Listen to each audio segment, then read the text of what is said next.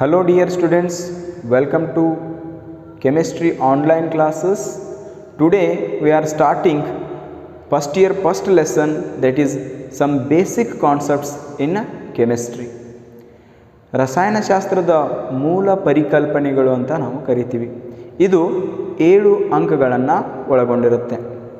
ಆ್ಯನ್ಯುವಲ್ನಲ್ಲಿ question number 1 ಒಂದು ಅಂಕದ ಪ್ರಶ್ನೆಯಾಗಿರುತ್ತೆ. Question number 11 2 ಅಂಕದ ಪ್ರಶ್ನೆಯಾಗಿರುತ್ತೆ. 2 ಮಾರ್ಕ್ ಕ್ವಶನ್ ಆಗಿರುತ್ತೆ, 1 ಮಾರ್ಕ್ ಆಗಿರುತ್ತೆ. ಕ್ವಶನ್ ನಂಬರ್ 27 ಇದು 5 ಅಂಕದ ಒಂದು ಪ್ರಶ್ನೆಯಾಗಿರುತ್ತೆ. ಈ 5 ಅಂಕದ ಪ್ರಶ್ನೆಯಲ್ಲಿ ಮತ್ತೆ 2 ಭಾಗಗಳನ್ನಾಗಿ ಮಾಡುತ್ತಾರೆ, ಎ ಮತ್ತು ಬಿ ಅಂತ. ಎನಲ್ಲಿ 2 ಮಾರ್ಕ್ಸ್ದು ಮತ್ತು ಎನಲ್ಲಿ 3 ಅಂಕದ ಒಂದು ಪ್ರಶ್ನೆ ಮತ್ತು ಬಿನಲ್ಲಿ 2 ಅಂಕದ ಒಂದು ಪ್ರಶ್ನೆ ಕೇಳಲಾಗುತ್ತೆ.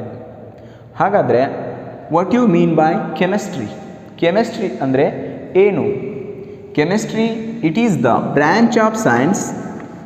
It is the branch of science. It is the branch of science. The branch of science. It deals with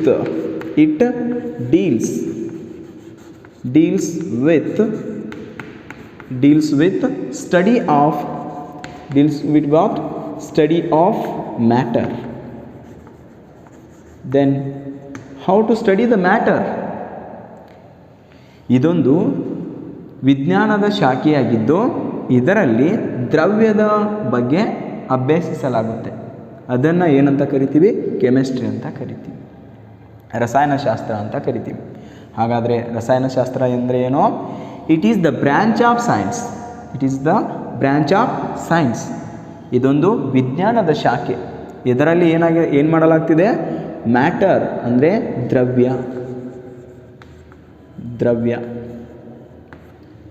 ದ್ರವ್ಯದ ಬಗ್ಗೆ ಅಭ್ಯಾಸನ ಮಾಡಲಾಗುತ್ತೆ. ಹಾಗಾದರೆ what you mean by matter? ದ್ರವ್ಯ ಅಂದರೆ ಏನು? ದ್ರವ್ಯ ಮೀನ್ಸ್, ದ್ರವ್ಯ ಅಂದರೆ the substance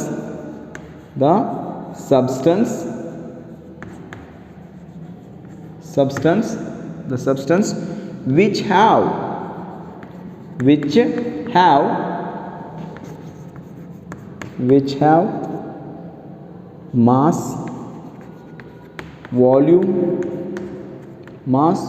volume and also occupy space. ದ್ರವ್ಯ ಅಂದರೆ ಯಾವ ವಸ್ತು ನಿರ್ದಿಷ್ಟವಾದ which have definite mass volume, ಯಾವ ವಸ್ತುವಿಗೆ ನಿರ್ದಿಷ್ಟವಾದ ದ್ರವ್ಯರಾಶಿ ಮತ್ತು ಗಾತ್ರವಿದೆಯೋ, ಯಾವ ವಸ್ತು ಸ್ಥಳವನ್ನು ಆಕ್ರಮಿಸಬಲ್ಲದೋ ಅಂಥ ವಸ್ತುಗಳನ್ನು ನಾವೇನಂತ ಕರಿತೀವಿ? ಮ್ಯಾಟರ್ ಅಂತ ಕರಿತೀವಿ. ದ ಸಬ್ಸ್ಟೆನ್ಸ್ ಯಾವುದೋ ವಸ್ತು which have definite mass, definite mass volume, ಯಾವುದಕ್ಕೆ ನಿಜವಾದ ದ್ರವ್ಯರಾಶಿ ಇದೆಯೋ, ಗಾತ್ರ ಇದೆಯೋ ಮತ್ತು ಅದು ಸ್ಥಳವನ್ನು ಆಕ್ರಮಿಸಬಲ್ಲದೋ ಅಂತಹ ವಸ್ತುಗಳನ್ನು ನಾವೇನಂತ ಕರಿತೀವಿ?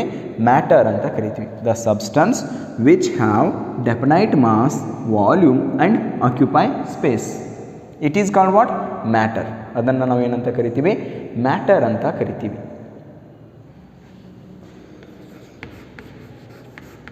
States of matter. ದ್ರವ್ಯದ ಸ್ಥಿತಿಗಳು ಅಂತ ಕರಿತೀವಿ. What it is? ದ್ರವ್ಯದ ಸ್ಥಿತಿಗಳು. ಸ್ಟೇಟ್ಸ್ ಆಫ್ ಮ್ಯಾಟರ್, ದ್ರವ್ಯದ ಸ್ಥಿತಿ.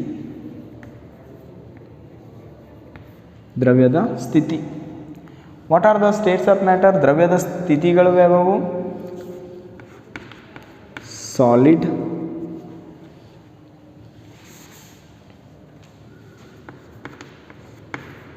Solid, state, solid state, liquid state, and gaseous state. Gaseous state. ದ್ರವ ಸ್ಥಿತಿ, ಘನ ಸ್ಥಿತಿ,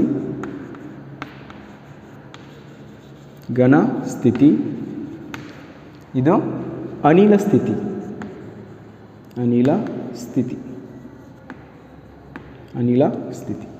ಹೀಗೆ ಸ್ಟೇಟ್ಸ್ ಆಫ್ ಮ್ಯಾಟರ್, ದ್ರವ್ಯದ ಸ್ಥಿತಿಗಳು ಇವೆ. ಹಾಗಾದರೆ ನಾವೀಗ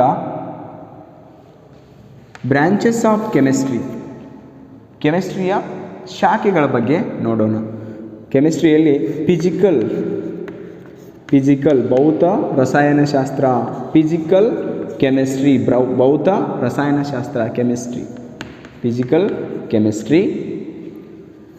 then next organic chemistry,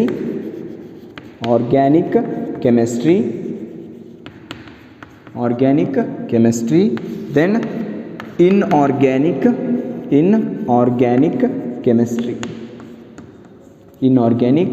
chemistry. Physical chemistry ಇದರಲ್ಲಿ ನಾವೇನು ಮಾಡಬೇಕಾಗುತ್ತೆ, it deals with the study of forces between atoms and molecules. Forces between atoms and molecules,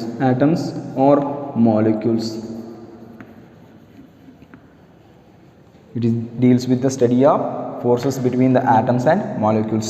ಭೌತ ರಸಾಯನಶಾಸ್ತ್ರ, ಭೌತ ಅಂದರೆ ಬಾಹ್ಯವಾಗಿ ನಾವೇನು ಮಾಡ್ತೀವಿ ಅಂದರೆ ರಾಸಾಯನಿಕಗಳ ಬಗ್ಗೆ ಸ್ಟಡಿ ಮಾಡ್ತೀವಿ, ಅದಕ್ಕೆ ನಾವೇನಂತ ಕರಿತೀವಿ, ಭೌತ ರಸಾಯನಶಾಸ್ತ್ರ ಅಂತ ಕರಿತೀವಿ.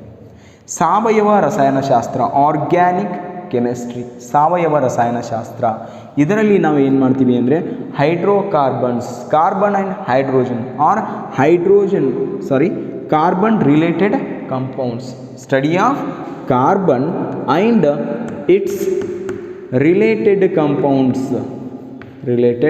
Compounds, it is called organic chemistry.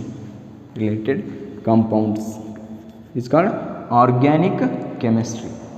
ಹಾಗಾದರೆ ಸಾವಯವ ರಸಾಯನಶಾಸ್ತ್ರದಲ್ಲಿ ಏನನ್ನು ಸ್ಟಡಿ ಮಾಡ್ತೀವಿ, carbon and its related compounds are hydrocarbons. ಹಾಗಾದರೆ ನಿರವಯವ ರಸಾಯನಶಾಸ್ತ್ರ, ಕಾರ್ಬನ್ ಒಂದನ್ನು ಬಿಟ್ಟು ಉಳಿದ ಎಲ್ಲ ಎಲಿಮೆಂಟ್ಸನ್ನು ಸ್ಟಡಿ ಮಾಡ್ತೀವಿ. Elements and its compounds. ನಿರವಯವ ರಸಾಯನಶಾಸ್ತ್ರದಲ್ಲಿ ಎಲಿಮೆಂಟ್ಸ್, ಧಾತುಗಳು ಅಥವಾ ಮೂಲವಸ್ತುಗಳು ಮತ್ತು ಮೂಲವಸ್ತುಗಳಿಂದಾದಂಥ ಸಂಯುಕ್ತಗಳು, ಅದರ ಬಗ್ಗೆ ನಾವೇನು ಮಾಡ್ತೀವಿ, ನಿರವಯವ ರಸಾಯನಶಾಸ್ತ್ರದಲ್ಲಿ ಅಭ್ಯಾಸ ಮಾಡ್ತೀವಿ. ಈ ಥರ ಏನು ಮಾಡ್ತೀವಿ ನಾವು ಕೆಮಿಸ್ಟ್ರಿನ 3 ವಿಧದಲ್ಲಿ ವಿಂಗಡಣೆ ಮಾಡ್ತೀವಿ. ಹೀಗೆ ಹಲವಾರು ವಿಂಗಡಣೆಗಳಿವೆ.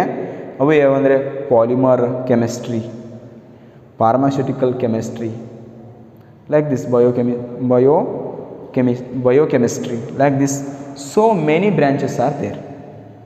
The main 3 branches, that is physical chemistry, organic chemistry and inorganic chemistry. Other than this, so many branches are there, but the main 3 are there. Okay, ಮುಖ್ಯವಾಗಿ 3 ವಿಧಗಳಿವೆ. ಹಾಗೆ ನಾವು ಕ್ಲಾಸಿಫಿಕೇಷನ್, ಹಾಗೆ ನಾವು ವಿಂಗಡಣೆ ಮಾಡ್ತಾ ಹೋದರೆ ಹಲವಾರು ಶಾಖೆಗಳಿವೆ. ಅವು ಯಾವಂದರೆ pharmaceutical industry, pharmaceutical chemistry, polymer chemistry, analytical chemistry, metallurgical chemistry, like that. So many branches are there, ಶಾಖೆಗಳು ಇವೆ. ಹಾಗಾದರೆ ನಾವಿಲ್ಲಿ ಮ್ಯಾಟರ್ ಬಗ್ಗೆ ಸ್ಟಡಿ ಮಾಡೋಣ. ಅದಕ್ಕಿಂತ ಮೊದಲು ಏನು ಮಾಡೋಣ, ಇಂಪಾರ್ಟೆನ್ಸ್ ಆಫ್ ಕೆಮಿಸ್ಟ್ರಿ, ಕೆಮಿಸ್ಟ್ರಿದ ಇಂಪಾರ್ಟೆಂಟ್ ಏನಿದೆ, ಇಂಪಾರ್ಟೆನ್ಸ್ ಆಫ್ ಕೆಮಿಸ್ಟ್ರಿಯ ಇಂಪಾರ್ಟೆನ್ಸ್ ಬಗ್ಗೆ ನೋಡೋಣ. Importance of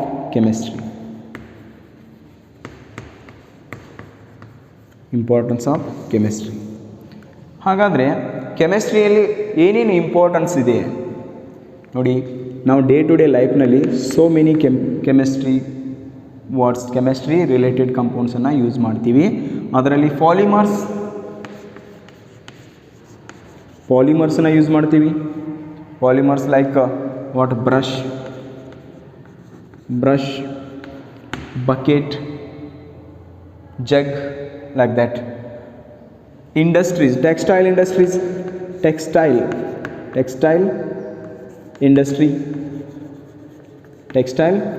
polymer industries, textile industries.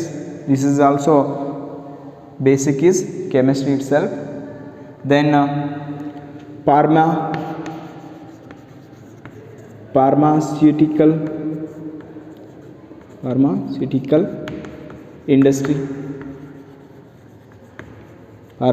industry, then food industry,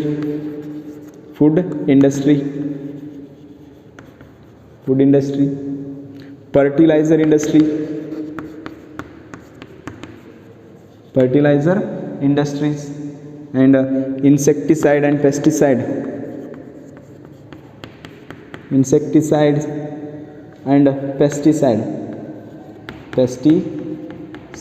industries. ಕೀಟನಾಶಕಗಳು, ಫರ್ಟಿಲೈಸರ್ಸ್ ಗೊಬ್ಬರಗಳ ತಯಾರಿಕೆಗಳಲ್ಲಿ, ಆಹಾರ ತಯಾರಿಕೆಯಲ್ಲಿ, ಫಾರ್ಮಾಸ್ಯೂಟಿಕಲ್ಸ್ ಔಷಧಿಗಳ ತಯಾರಿಕೆಗಳಲ್ಲಿ, ಟೆಕ್ಸ್ಟೈಲ್ ಬಟ್ಟೆಗಳ ತಯಾರಿಕೆಗಳಲ್ಲಿ, ಪಾಲಿಮರ್ಸ್ ಪ್ಲಾಸ್ಟಿಕ್ಗಳ ತಯಾರಿಕೆಯಲ್ಲಿ, ಹೀಗೆ ಹಲವಾರು ವಿಧಗಳಲ್ಲಿ ನಾವೇನು ಮಾಡ್ತೀವಿ ಅಂದರೆ ಕೆಮಿಸ್ಟ್ರಿನ ಉಪಯೋಗ ಮಾಡ್ತೀವಿ. ಇದಕ್ಕೂ ಮುಂಚೆ ನಮ್ಮ ಭಾರತೀಯ ಇತಿಹಾಸದಲ್ಲಿ ಚರಕ, ಸುಶ್ರುತ, ಕಣಾದ ಇವರೆಲ್ಲ ಏನು ಮಾಡಿದ್ರು ಅಂದರೆ ಈ ಕೆಮಿಸ್ಟ್ರಿ ಬಗ್ಗೆ ಸರಿಯಾಗಿ ಅಭ್ಯಾಸನ ಮಾಡಿದರು. ಹಾಗೆ ಚರಕ ಸಂಹಿತೆ ಒಳಗೆ ಹಲವಾರು ಔಷಧೀಯ ಇಂಗ್ರೀಡಿಯೆಂಟ್ಸ್ಗಳಿದ್ದವು. ಚರಕಗಣ ಏನು ಮಾಡಿದೆ, ಸುಶ್ರುತ ಬರುತ್ತಾನೆ, ಸುಶ್ರುತಗಣ ಕಣಾದ ಪರಮಾಣು ಅಂತ ಹೇಳ್ತಾನೆ, ಕಶ್ಯಪ ಅನ್ನುವ ಹೆಸರಿನಿಂದ ಗುರುತಿಸಲಾಗುತ್ತೆ ಅವನನ್ನು. ಕಣಾದ ಏನು ಮಾಡ್ತಾನೆ ಅಂದರೆ ಅವನು ಮಹರ್ಷಿ ಕಣಾದ ಅಂತ ಕರಿತೀವಿ. ಅವನು ಕಣದಲ್ಲೂ ಅಂತ ಪದಗಳನ್ನ ಯೂಸ್ ಮಾಡ್ತಾನೆ. ಕಣ ಅಂದರೆ it is a indivisible part of matter, ದ್ರವ್ಯವನ್ನು ವಿಭಾಗಿಸಲಾಗಿ ಅದು ಇನ್ನೇನು ಪ್ರತ್ಯೇಕ ಆಗೋದಿಲ್ಲ ಅನ್ನೋ ಸ್ಥಿತಿಯನ್ನು ತಲುಪಿದಾಗ ಅದಕ್ಕೆ ಏನಂತ ಕರೀತಾನೆ, ಪರಮಾಣು ಅಂತ ಕರೀತಾನೆ. ಅದಕ್ಕೆ ಏನಂತ ಕರೀತಾನೆ, ಕಣ ಅಂತ ಕರೀತಾನೆ. ಪರಮಾಣು ಮ್ಯಾಟರ್, ದ್ರವ್ಯದ ಅತ್ಯಂತ ಸಣ್ಣ ಭಾಗ ಅಂತ ಕರೀತಾನೆ. ಹಾಗೆ ನಮ್ಮ ಭಾರತೀಯ ಇತಿಹಾಸದಲ್ಲಿ ಕೆಮಿಸ್ಟ್ರಿದ ಪ್ರಾಮುಖ್ಯತೆ ಇದೆ. ಇನ್ನು ಫಾರ್ಮಾಸ್ಯೂಟಿಕಲ್ ಇಂಡಸ್ಟ್ರಿನಲ್ಲಿ ಔಷಧೀಯ ತಯಾರಿಕೆಯಲ್ಲಿ ನಮ್ಮ ಜೀವನವನ್ನು luxurious ಮಾಡೋಗೋಸ್ಕರ, ವೈಭೋಗವನ್ನು ಇರಿಸಿಗೋಸ್ಕರ ಸಿಸ್ಪ್ಲಾಟಿನ್ and Taxol. These two are used for the treatment of cancer.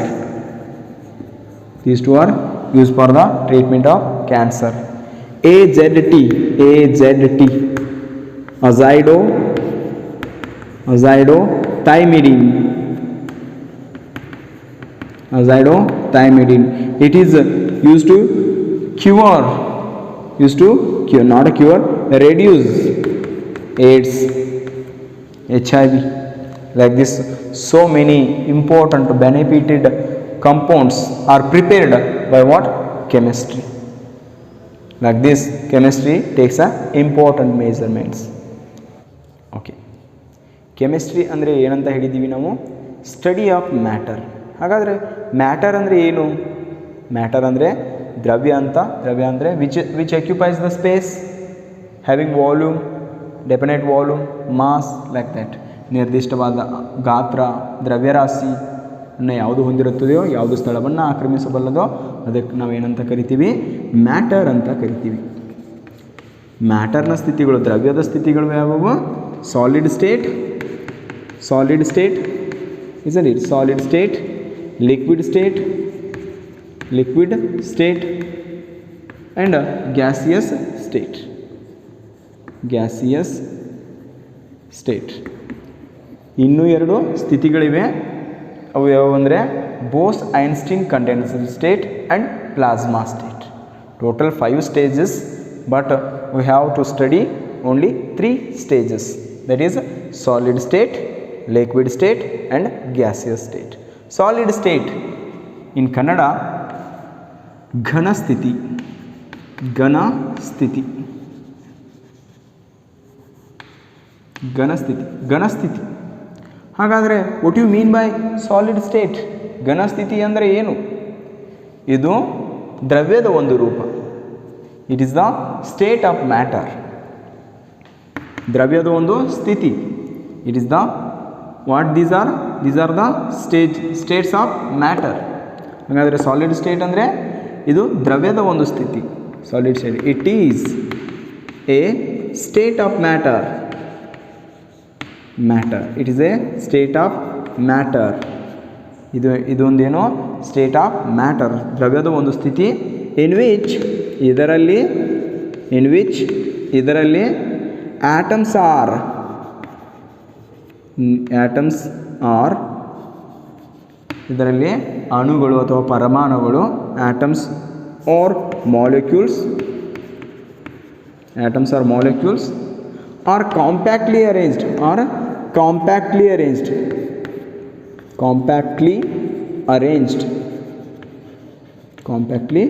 Arranged.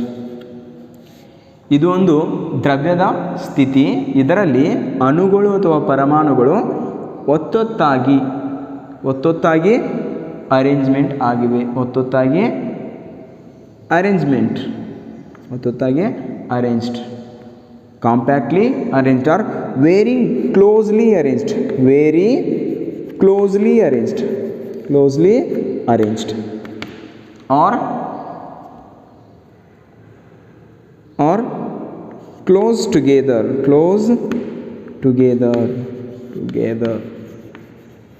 very close together.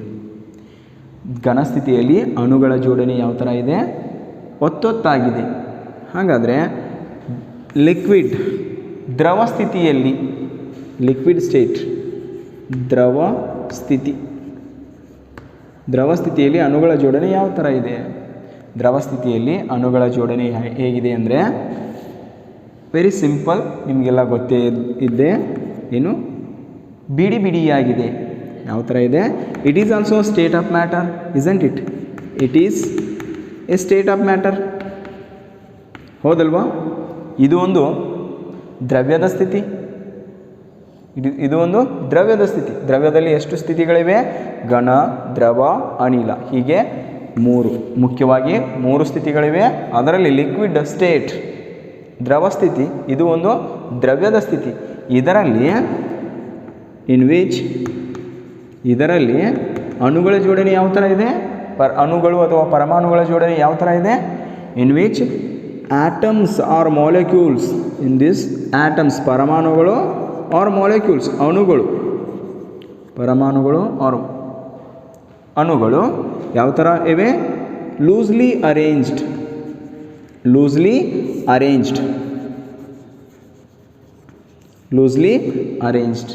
ಇದರಲ್ಲಿ ಸ್ವಲ್ಪ ಬಿಡಿಯಾಗಿವೆ.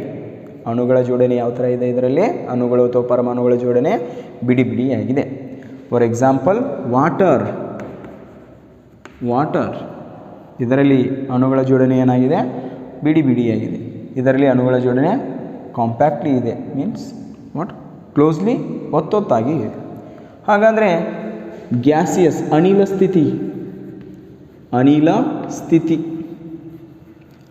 ಸ್ಥಿತಿದಲ್ಲಿ it is also state of matter. ಇದು ಒಂದು ದ್ರವ್ಯದ ಸ್ವಭಾವ, ದ್ರವ್ಯದ ಸ್ಥಿತಿ. ಇದರಲ್ಲಿ ಏನಾಗ್ತಿದೆ? ಅಣುಗಳು ಸ್ವತಂತ್ರವಾಗಿವೆ. They can move whatever. Here ಇದರಲ್ಲಿ ಏನಾಗ್ತಿವೆ? ಅಣುಗಳು ಕಾಂಪ್ಯಾಕ್ಟ್ಲಿ ಅರೇಂಜ್ ಆಗಿರೋದ್ರಿಂದ, ಒತ್ತೊತ್ತಾಗಿರೋದ್ರಿಂದ, ವೆರಿ ಕ್ಲೋಸ್ಲಿ ಇರೋದ್ರಿಂದ ಅಣುಗಳು ಚಲಿಸಲು ಸಾಧ್ಯವಿಲ್ಲ. ಇನ್ ಸಾಲಿಡ್ ಸ್ಟೇಟ್ ಅಣುಗಳು ಚಲನೆಯನ್ನು ಒಳಪಡುವುದಿಲ್ಲ. ಹಾಗಾದರೆ ಲಿಕ್ವಿಡ್ ಸ್ಟೇಟ್ನಲ್ಲಿ ಅಣುಗಳ ಚಲನೆ ಆಗತ್ತೆ. ಅಣುಗಳ ಚಲನೆ ಏನಾಗುತ್ತೆ? ಆಗತ್ತೆ. ಇಲ್ಲಿ ಅಣುಗಳ ಚಲನೆ ವಿಪರೀತ ಆಗಿರುತ್ತೆ, ಮೀನ್ಸ್ ಭಾಳ ಸ್ವತಂತ್ರವಾಗಿರುತ್ತೆ. Means it is also a state of matter. It is state of matter. ಇದು ಒಂದು ದ್ರವ್ಯದ ಸ್ಥಿತಿ. ಇನ್ ವಿಚ್ ಇದರಲ್ಲಿ ಮ್ಯಾಟರ್, ಇನ್ ವಿಚ್ ಇದರಲ್ಲಿ ಏನಾಗ್ತಿದೆ, ಆಟಮ್ಸ್ ಆರ್ ಮಾಲಿಕ್ಯೂಲ್ಸ್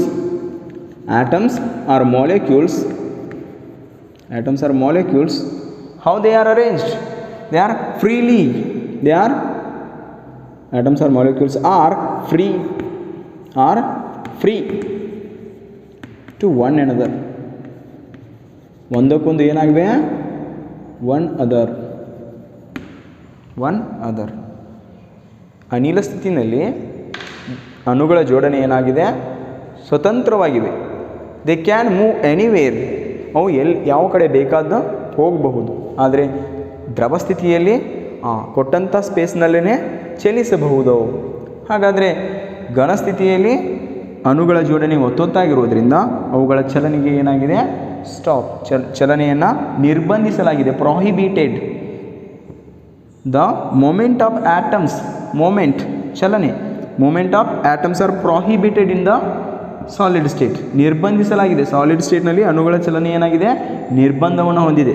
ಆದರೆ ದ್ರವ ಸ್ಥಿತಿಯಲ್ಲಿ ಅಣುಗಳ ಚಲನೆ ಅಷ್ಟು ನಿರ್ಬಂಧವನ್ನು ಹೊಂದಿಲ್ಲ, ಕಡಿಮೆ ನಿರ್ಬಂಧವನ್ನು ಹೊಂದಿದೆ.